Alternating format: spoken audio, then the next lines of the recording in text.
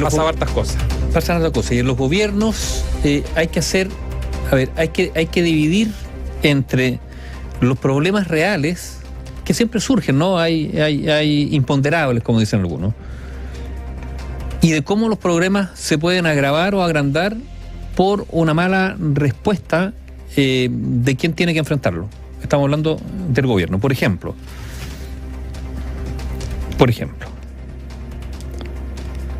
los conciertos. Juegos Panamericanos, entonces aparece una minuta donde se dice que se cancelan todos los conciertos que ya estaban agendados. ¿Por qué? Porque no se va a permitir más de 3.000 personas. Después viene una minuta explicativa. Entonces al final, esta falta de prolijidad lo que hace es agrandar los problemas. A veces son simples detalles, pero la suma de los detalles indica una orientación, ¿no es cierto? Por ejemplo. O sea, los detalles de repente dicen mucho y en política se han perdido... Sí, no, pero detalles que algunos dicen, oye, no, pero sea un detalle. Conceptos de detalle y se han perdido alguna... Pero Néstor, visita al presidente la otra vez, ¿no es cierto?, a la Antártica, entonces el comunicado oficial le cambia el nombre a la base antártica chilena. Le pone general. En vez de presidente, ¿no es cierto? En vez de presidente. ¿Cuál es la respuesta del gobierno? Ay, pero sea un detalle. No, pues no es un detalle. Cuando un detalle suma a otro detalle, eso habla de un problema de eficiencia, de capacidad, de prolijidad. Y cuando un gobierno empieza a ser desprolijo, que una de sus características es la desprolijidad, ¿qué es lo que esto en qué se redunda? En errores, po. Crece la posibilidad de errores. Entonces a veces hay una especie como de, tal la sensación, de una cierta tolerancia frente a los errores, y al final esto termina siendo una carga ¿para quién? Para el propio gobierno. Para el propio gobierno. La suma de detalle ya pasa a ser un fardo, po. La suma de computadores que se pierden pasa a ser, digamos, ya un problema mayor, ¿no es cierto? Hay una duda que es razonable, porque uno ve que, claro, se pueden robar computadores de un alto valor, de un altísimo valor, estas marcas estadounidenses, qué sé yo. Pero cuando se roban computadores que su valor no es muy alto, sí, pero que son del sistema público y que en definitiva probablemente valen más por la información que por el equipo. Ahora, yo tengo una opinión. Yo creo que aquí hay un problema también de una cierta desprolijidad, más allá de las sospechas que pueden crearse. Mira, yo creo que lamentablemente Chile es un país del hurto. O sea, el hurto en nuestro país es una especie de como de, no sé la palabra, de hábito. Entonces, ¿qué es lo que ocurre? Cuando tú te encuentras con un aparato institucional donde la desprolijidad ha aumentado, las posibilidades de que haya hurtos crecen, sin dejar de lado la posibilidad de que haya algo más, pero... Sí, pero también, lo de desarrollo social es muy raro. Néstor, pero también, a ver, en Coronel, en la municipalidad, o sea, sí, en la medida que hay una especie como de desintegración, ¿no? Bueno, es muy fuerte la palabra desintegración, ya, no, de relajo, de erosión institucional, claro, hay mayores posibilidades que se roben las cosas en un país donde se roba mucho, que también eso hay que asumirlo como una característica mala de nuestra sociedad.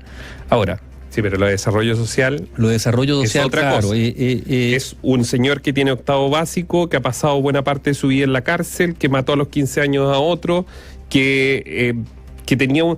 A ver, yo les voy a decir algo, que no se conoce, pero resulta que cuando entran a la celda de ese hombre de 24 años, de ese delincuente rematado en Puente Alto, no encontraron el teléfono celular. ¿Ustedes sabían eso?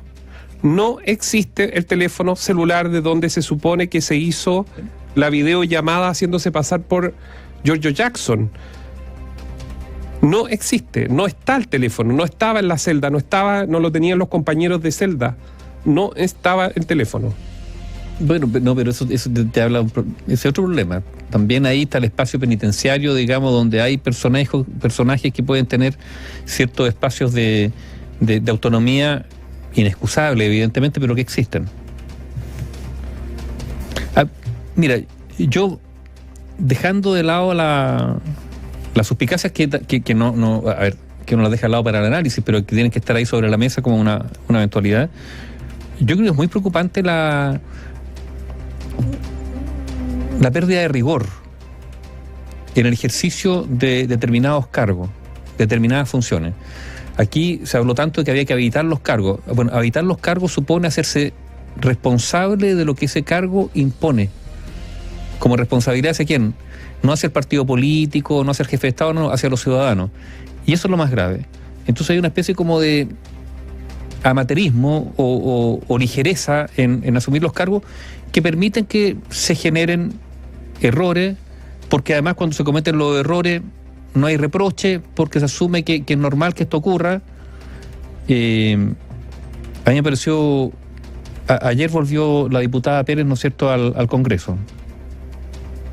Estuvo bastante aislada. Se le acercaron algunas personas diciéndole que equivocarse es algo natural, que no es tan importante.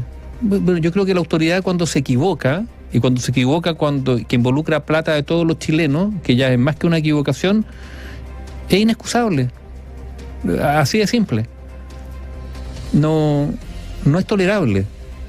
Se responde, o sea, a la confianza ciudadana depositada a través del voto para que determinadas personas ocupen determinados cargos, cuando se falla a esa confianza ciudadana, la sanción tiene que ser alta, porque se está traicionando un principio de la democracia que es justamente la delegación del poder ciudadano en una persona que los representa para hacer bien las cosas, no para llevarse la plata a la fundación de los amigos.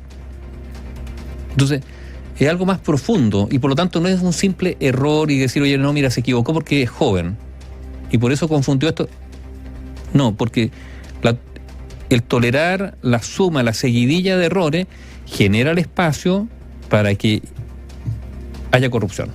O sea, ya no es un error, pasa a ser un error voluntario que permite o facilita que un tercero se aproveche y en este caso, concepto que tanto se demonizó, se lucre desde el Estado, con platas de terceros.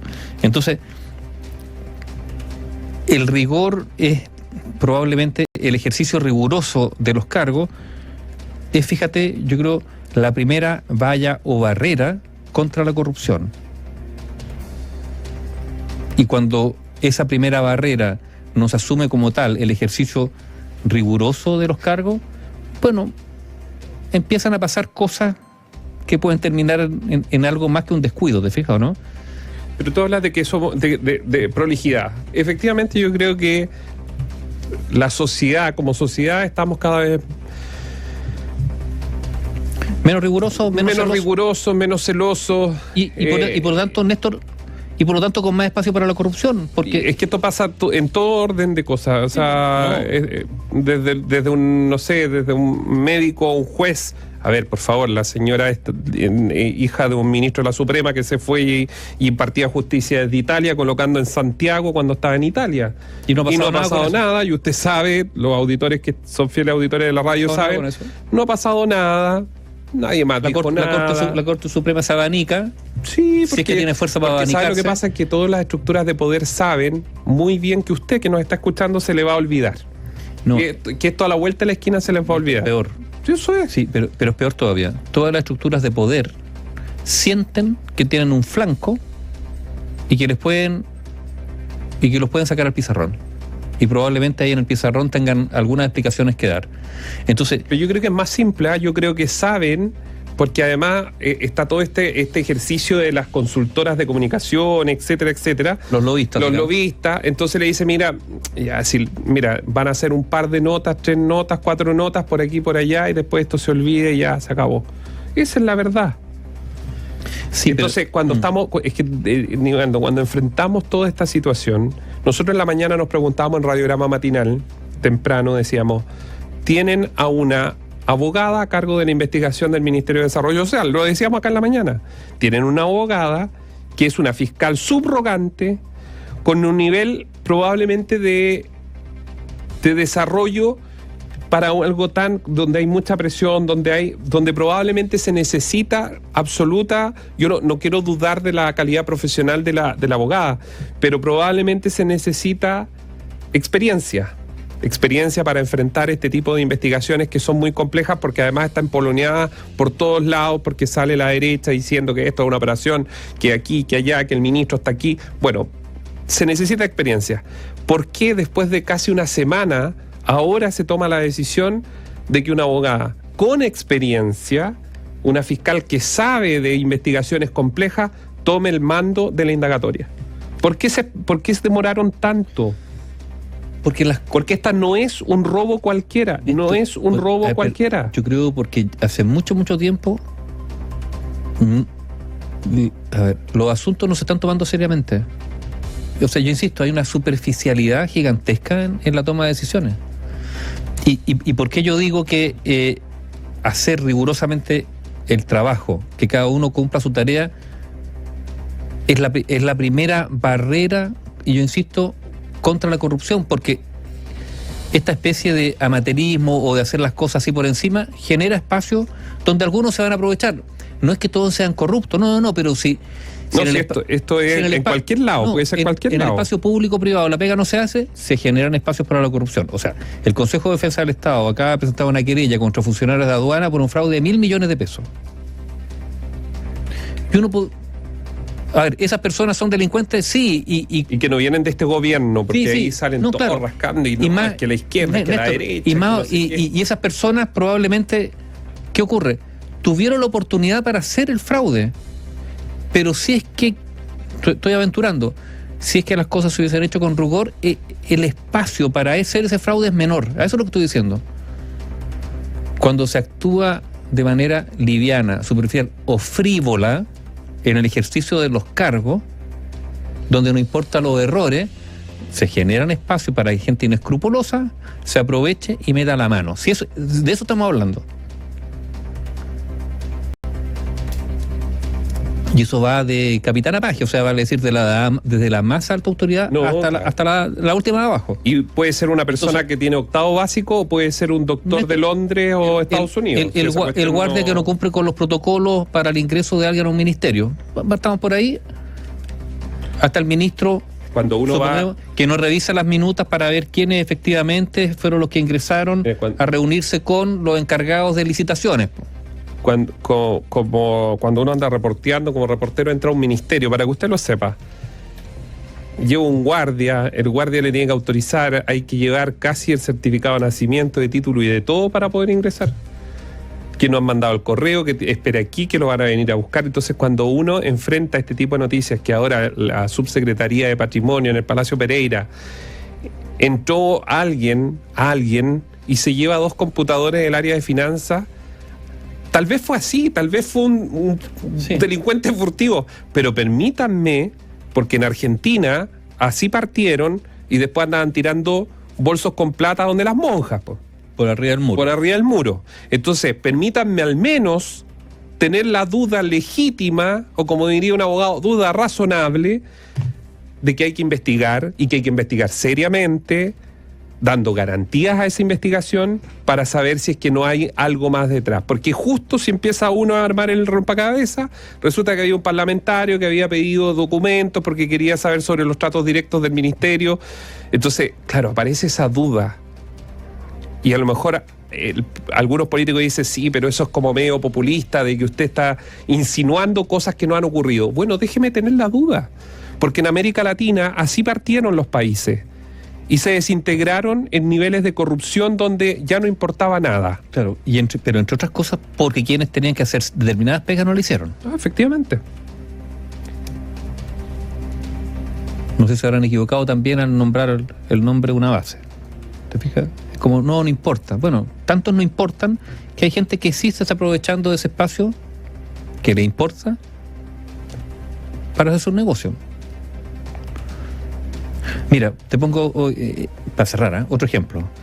El asalto hoy día, ¿no es cierto? Nuevamente una caja de compensación, qué sé yo. Entonces, muy bien pensado y planificado. Entonces, bueno, en este caso la policía dice, no, es que estamos ante asaltantes muy sofisticados. Ay, por favor. O sea, sofisticado porque cruzan un auto y lo queman. No, son asaltantes, está bien. No son rateros. Pero si eso es sofisticado, espérense que empiece la cosa sofisticada. La pregunta es, ¿por qué esas bandas siguen actuando? Entonces, uno tiene la sensación que le ponen el mote sofisticado porque no son capaces de encontrarla. De repente hay una especie hasta como de lenguaje de hacer aparecer las cosas más difíciles simplemente para explicar que no son capaces de abordarlas. La radio, análisis y opinión independientes.